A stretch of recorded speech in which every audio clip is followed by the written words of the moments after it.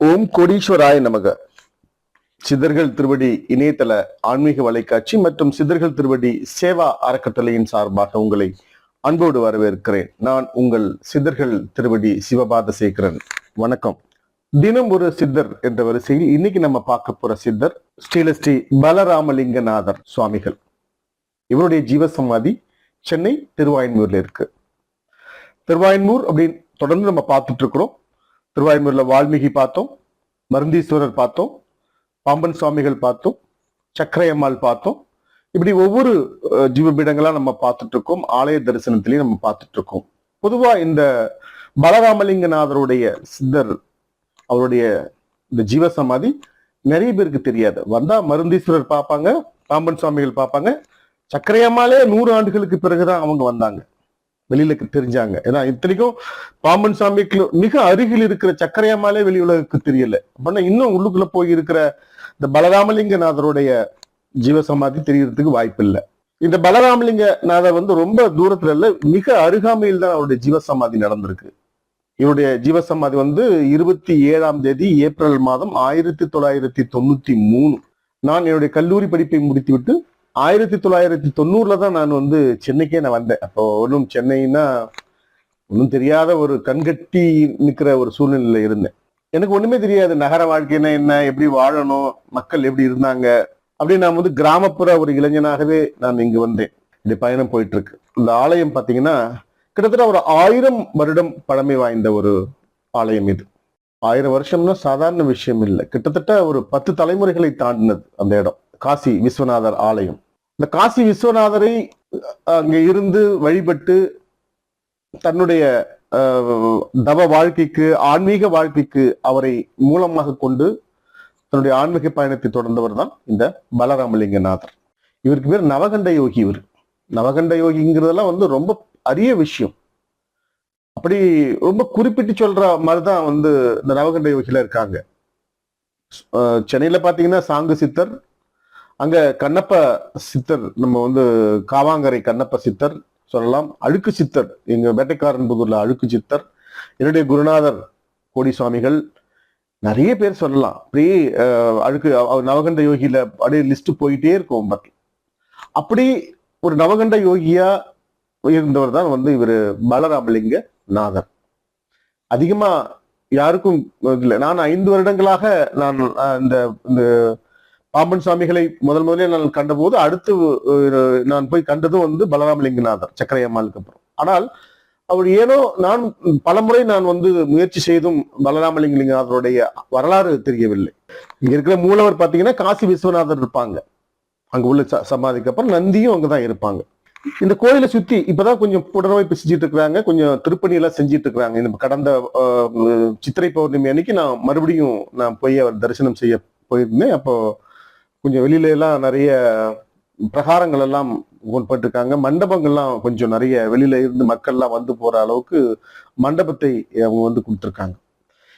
இந்த ஆலயத்தை சுத்தி கல்லால மரம் அப்படின்னு ஒண்ணு இருக்கு. ஆலமரம் தான் தட்சிணாமூர்த்தி சுவாமிகள் கல்லால மரம் சீடர்களுக்கு வந்து உபதேசம் செஞ்சதுல அந்த கல்லால மரம் தான் இப்போ அந்த சுத்தி அந்த கோயிலை சுத்தி இருக்குது.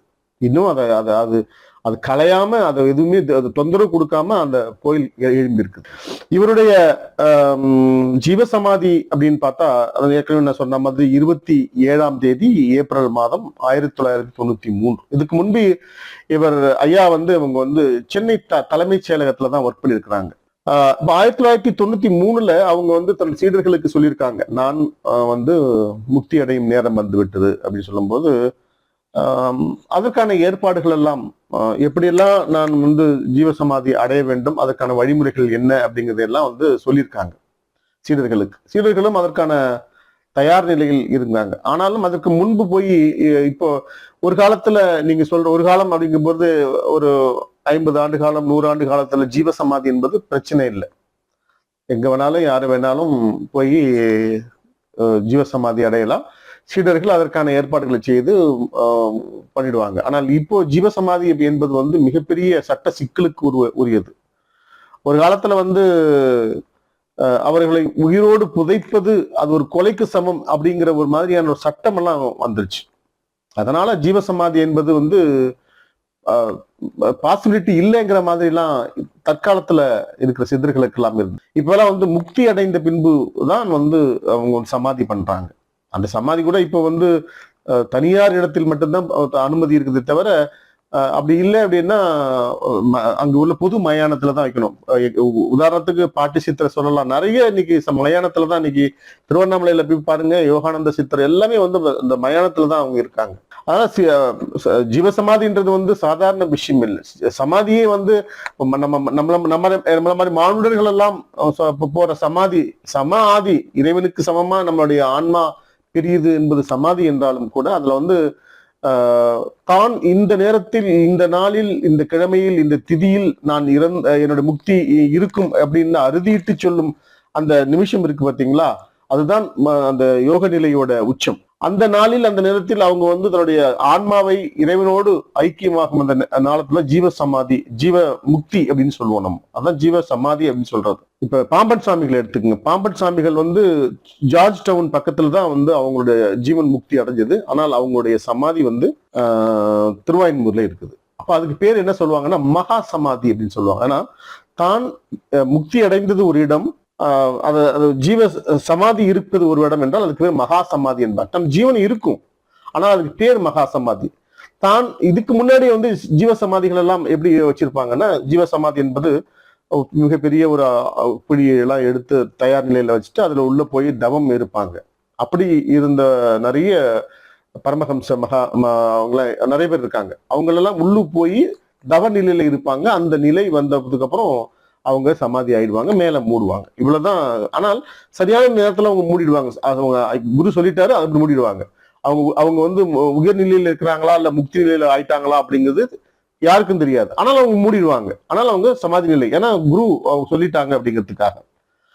அந்த ஒரு இதுலதான் வந்து பலராம லிங்கநாதர் வந்து என்ன சொல்லியிருக்காங்க, நான் இந்த நாளில் அதாவது 27/4/1999 அன்னைக்கு காலையில எனக்கு வந்து நான் முக்தி நிலை அடைய போறேன், அதுக்கான ஏற்பாடு செய்யுங்கன்னு சொல்லும் போது அதுக்கான இடம் தான் இந்த காசி விஸ்வநாதர் ஆலயம் அப்படிங்கிற இந்த இடத்தை தேர்வு செய்து அவங்க வந்து பண்ணியிருக்காங்க.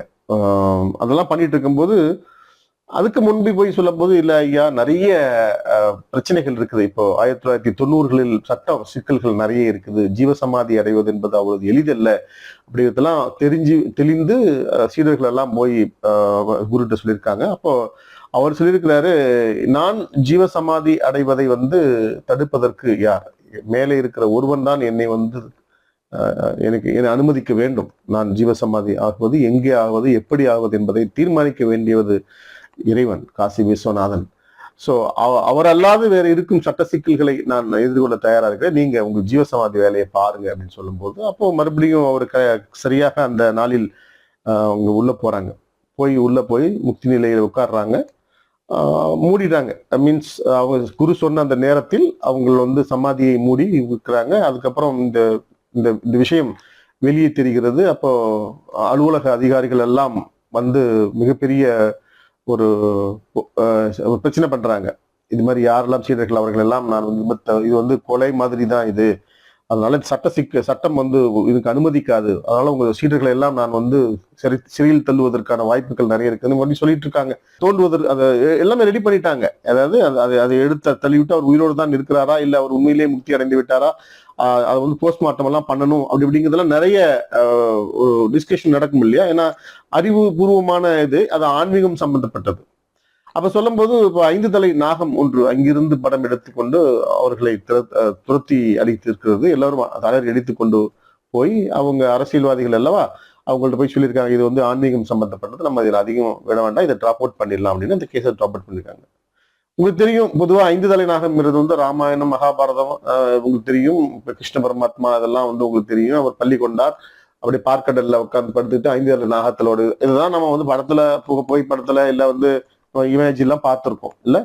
முதன்முறையாக இந்த போன்று 5 தலை நாகம் இந்த இடத்துல பலராமலிங்கநாதருடைய இந்த சிவசமாதியிலிருந்து எழுந்து காட்சி கொடுத்தது இந்த இந்த அவ்வளவு முக்கியத்துவம் வாய்ந்த ஒரு ஜீவசமாதி. பொதுவா நீங்க இங்க போர்டெல்லாம் பலராமலிங்க நாதர் அப்படின்னு உள்ளுக்குள்ள போய் பார்த்தாதான் தெரியுமே தவிர வெளியில காசி விஸ்வநாதர் ஆலயம் தான் தெரியும் உங்களுக்கு. இந்த இடம் எங்க இருக்கு அப்படின்னா, திருவாயன்மூர் மருந்தீஸ்வரர் ஆலயம் கிழக்கு வாசல் கோபுரம் இருக்கு இல்லைங்களா, அங்க அதுல இருந்து நேரா பாத்தீங்கன்னா அங்க அந்த அந்த வாசல்லே உங்களுக்கு பவானி மேடை அப்படின்னு ஒண்ணு இருக்கும்.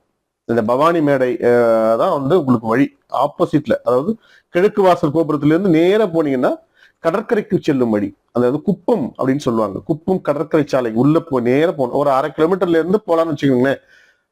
ஒரு 1/2 கிலோமீட்டர் தூரம் நீங்க நடந்து போனீங்கன்னா, நடந்து தூரமே ஒரு 1/2 கிலோமீட்டர் தான் இருக்கும். போனீங்கன்னா அங்க சிங்காரவேலன் நகர் அப்படின்னு ஒண்ணு வரும்.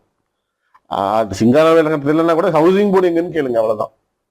இந்த ஹவுசிங் போர்டுக்கு ஆப்போசிட்ல இருக்குதுதான் இந்த காசி விஸ்வநாதர் ஆலயம். அந்த நீங்க காணொலியில நீங்க பார்க்கலாம். இந்த ஹவுசிங் போர்டு அப்படின்னு நீங்க ஈஸியா கேட்கலாம். அங்கிருந்து ஒரு 1/2 கிலோமீட்டர் நம்ம மருந்தீஸ்வரர் ஆலயத்துல இருந்து நடந்து வர்ற தூரம் தான் உங்களுக்கு. நீங்க போயிட்டு நீங்க அதை போய் பார்க்கலாம். ஒவ்வொரு அமாவாசை மற்றும் பௌர்ணமி தினங்கள்ல ரொம்ப சிறப்பு வாய்ந்த ஒரு பூஜை நடத்துறாங்க அவங்க. அந்த அந்த பூஜையில நீங்க கலந்துக்கணும். வெளியில இன்னும் அதிகமா தெரியாத ஒரு ஜீவசமாதி, ஆனால் எல்லாருக்கும் மிக அந்த புறநகர் பகுதியில் இருக்கிறவங்களுக்கு மட்டும்தான் தெரியும். வெளியில திருவாயன்மூர் அப்படின்னாலே இந்த ஒரு 2-3 இடங்கள்ல மட்டும்தான் அவங்க தரிசனம் இருக்கும். மருந்தீஸ்வரர், பாம்பன் சாமிகள், சக்கரை அம்மாள், அப்படிதான் இருக்கும். ஸோ நீங்கள் இந்த வெளியில் அதிகமாக தெரியாத இந்த ஜீவ சமாதியை நீங்கள் போய் தரிசனம் செய்யணும். பலராமலிங்க நாதருடைய அருளை நீங்கள் பெறணும். நான் ஒரு 5 வருடங்களாக திருவாயன்மூர் போனோம்னா மருந்தீஸ்வரரை பார்ப்பேன், சக்கரை அம்மாளை பார்ப்பேன், பாம்பன் சாமிகளை பார்த்துவிட்டு பலராமநாதரையும் பார்க்காமல் வருவதில்லை. மிகவும் சக்தி வாய்ந்த பலராமலிங்கநாதருடைய, அதாவது நவகண்ட யோகி இவங்களுடைய அருள் அமாவாசை மற்றும் பௌர்ணமி தினங்கள் எல்லாம் நீங்கள் போய் தரிசனம் போய் அங்க தங்கிட்டு வாங்க. நல்ல இப்பெல்லாம் மண்டபங்கள்லாம் ரொம்ப பிரமாதமா கட்டுறாங்க. நீங்க தங்கி இருக்கிற மாதிரியான ஒரு இருக்காங்க. ரொம்ப பெரிய அதெல்லாம் இல்ல, ரொம்ப ஒரு சின்ன ஒரு கிராமம் மாதிரி தான் இருக்கும். குப்பம், உங்க மீனவ மக்கள் வாழும் அந்த இடம். அது ரொம்ப அமைதியாகவும் இருக்கு. சில நேரங்கள்ல தான் சலசலப்பு இருக்குமே தவிர மற்ற நாள்ல ரொம்ப அமைதியான ஒரு இடத்துலதான் இவர் உட்கார்ந்து இருக்கிறாரு. கல்லால மரங்கள் சூழ்ந்து, அந்த மரம் பாத்தீங்கன்னாலே ரொம்ப தலவிருஷமாவே இருக்கும். அது அந்த கோயிலுக்குள்ளவே அந்த வேரெல்லாம் பாத்தீங்கன்னா அந்த கோயிலுக்குள்ளவே இருக்கும். அப்படியே அந்த கோயிலுடைய கருவறை இருக்கு பாத்தீங்களா, பின்னாடி அந்த கருவறையோட சேர்ந்தது காசி விஸ்வநாதர் ஆலயத்தில் அப்படியே சேர்ந்தது இந்த கல்லாலம் மரம். பார்ப்பதற்கு ரொம்ப ரம்மியமா இருக்கும். ரொம்ப கழிவறைகள் எல்லாம் வச்சிருக்காங்க, சுத்தமா இருக்குது. நாங்க நீங்கெல்லாம் போய் காலையில போனீங்கன்னா மாலை வரைக்கும் இருந்து தரிசனம் செய்து விட்டு வரலாம். அவ்வளவு தூரம் நீங்க மருந்தீஸ்வரர் போறீங்க, சக்கரையம்மாள் போறீங்க, பாம்பன் சாமிகள் போனா அங்கேயும் போய் பலராமலிங்கநாதரையும் போய் நீங்கள் தரிசனம் செய்து விட்டு வர வேண்டும் என்று சித்தர்கள் திருவடி சேவா அறக்கட்டளையின் சார்பாக மிக பணிவன்போடு கேட்டுக்கொள்கிறேன். இது போன்ற சித்தர்களுடைய வரலாறு மற்றும் தரிசனங்களை எல்லாம் உங்களுக்கு www.siddhargalthiruvadi.com என்ற இணையதளத்தில் நிறைய காணொலிகள் இருக்குது, நிறைய பதிவுகள் எல்லாம் இருக்கு. அதாவது சித்தர்கள் திருவடி இணையதளத்தோட லிங்க் அங்கேயும் கொடுத்திருப்பேன் இதோட. அதெல்லாம் நீங்க போய் பார்க்கணும். பார்த்துட்டு நிறைய பேருக்கு கொண்டு போய் ஷேர் பண்ணுங்க. நிறைய புத்தகங்கள் எல்லாம் இருக்கு, இலவசமாக நீங்க தரவிறக்கம் செய்து படிக்கலாம். எந்தெந்த ஜீவசமாதிகள் எந்த மாவட்டத்தில் இருக்கு, முகவரி என்ன, அலைபேசி என்ன, தொலைபேசி என்ன என்ற அத்தனை விவரங்களும் அங்கே இருக்கிறது. நீங்களும் பயனடைங்கள், மற்றவங்களுக்கும் பயனடைக்க அதை ஃபார்வர்ட் பண்ணுங்க. சித்தர்கள் திருவடி இணையதள இந்த ஆன்மீக வலைக்காட்சியை இதுவரைக்கும் நீங்க சப்ஸ்கிரைப் பண்ணலன்னா சப்ஸ்கிரைப் பண்ணுங்க. கூடவே ஒரு பெல் சிம்பல் இருக்கும், அதையும் நீங்க பிரஸ் பண்ணுங்க. அப்பதான் நாங்க கொடுக்குற புதிய காணொலிகள் உடனுக்குடன் உங்களை சேரும். இந்த காணொலி உங்களுக்கு பிடிச்சிருந்ததுன்னா ஒரு தம்ப் இம்ப்ரெஷன் கொடுங்க. அப்பதான் நாங்க இவ்வளவு தூரம் எஃபர்ட் எடுக்கிறதுக்கு நீங்க எங்களுக்கு கொடுக்குற சன்மானம். மீண்டும் மற்றும் ஒரு இனிய காணொலியில் உங்களை சந்திக்கிறேன். அதுவரை உங்களிடமிருந்து விடைபெறுவது உங்கள் சித்தர்கள் திருவடி சிவபாதசேகரன். வணக்கம். வாங்க இப்ப நாம ஸ்ரீ பலராமலிங்கநாதருடைய ஜீவசமாதியோட தரிசனத்தை நம்ம பார்க்கலாம். இடரினும் தளரினும் எனதுரு தொடரினும் உணகடல் தொழுதெழுவே இடரினும் தளரினும் எனதுரு தொடரினும் உணகடல் தொழுதெழுவே கடல் தனில் அமுதொடு கலந்த நெஞ்சை இடரினில் அடக்கிய வேதியனே இதுவோ எமையாளுமாறு ஈவதொன்று எமக்கில்லையே அதுவோ உனது இன்னருள் ஆவடு துறை அரணே வாடினும் சாவினும் வருந்தினும் வீழினும் உணகழல் விடுவேன் நல்லே வாழினும் சாவினும் வருந்தினும் வீழினும் உணகழல் விடுவேன் நல்லே தாழிலம் தடம் புனல் தயங்கு சென்னி ஓடில மதி வைத்த புண்ணியனே இதுவோ எம்மை ஆளுமாறு ஈவதொன்று எமக்கில்லையே அதுவோ உனது இன்னருள் ஆவடு துறை அரணே நனவினும் கனவினும் நம்பா உன்னை மனவினோ வழிபடல் மறவே நம்மா புனல் விரி நறுங்கொன்றை போதனிந்த கனல் எரி அனல் குகையவனே இதுவோ எமையாளுமாறு ஈவதொன்று எமக்கில்லையேன் அதுவோ உனது இன்னருள் ஆவடு துறை அரணே தும்மலொடு அருந்துய தோன்றிடினும்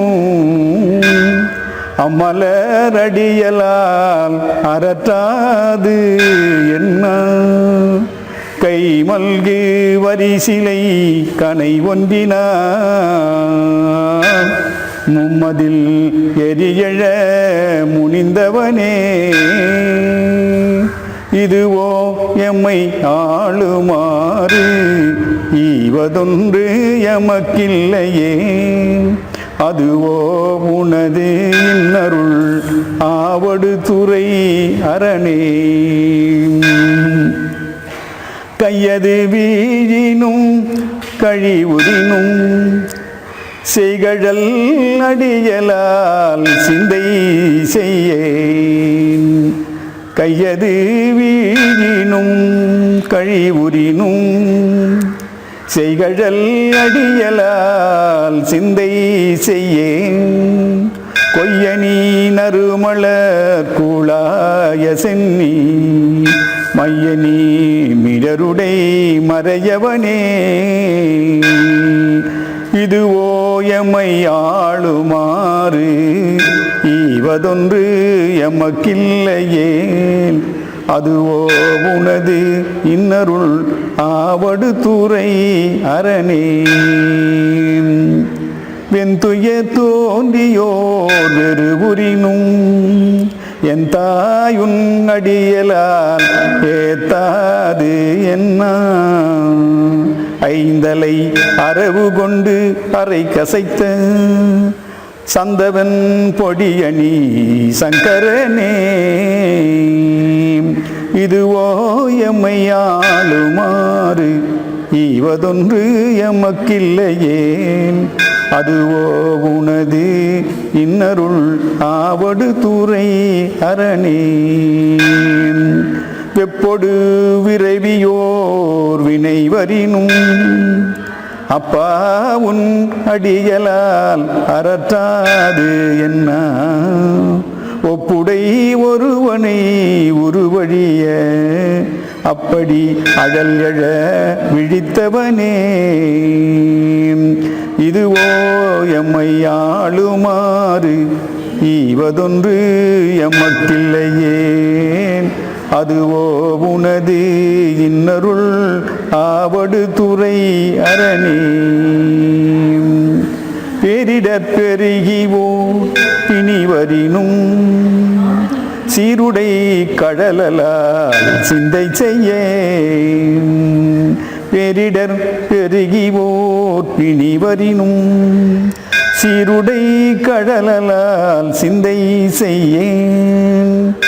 பேருடை மணிமுடி ராவணனை ஆரிடர் படவரை அடர்த்தவனே.